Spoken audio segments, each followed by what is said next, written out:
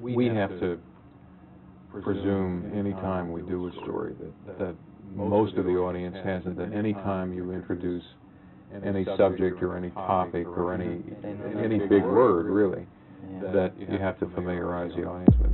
You were talking about 60 Minutes. They do the same thing. Harry Reasoner did a piece on some guy who was a card counter playing blackjack a couple of weeks ago. And they spent about 3 minutes in the context of the story establishing how to play blackjack. Just the fact that you have to go for 20. Yeah. Yeah, that's an interesting thing about television is it always seems to shoot for the lowest common denominator.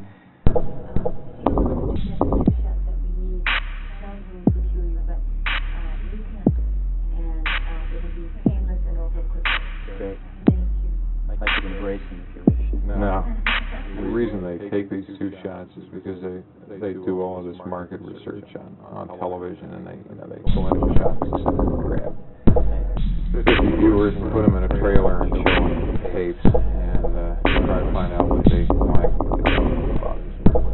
One of the things that they found about viewers, the typical nightly the environment that you're talking about. So hence the live shot. Is it over?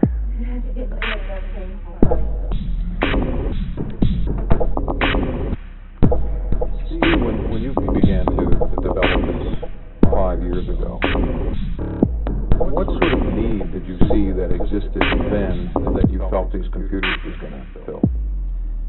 Well, basically, are we actually doing this? Yeah. Okay. The question is really, what is a personal computer, and why is it different than all the other computers that have existed throughout history? Probably the best way to explain that is through an analogy. When you look at the invention of the first electric motor in the late 1800s, it was only possible to build a very large one, and it was very, very expensive, and therefore it could only be cost justified for the most expensive or large applications. And the electric motor really took its next step in proliferation when somebody hooked a long shaft to it and ran it down the center of a factory. Through a series of belts and pulleys, brought that power down to maybe 15 or 20 individual workstations, thereby cost justifying and sharing that horsepower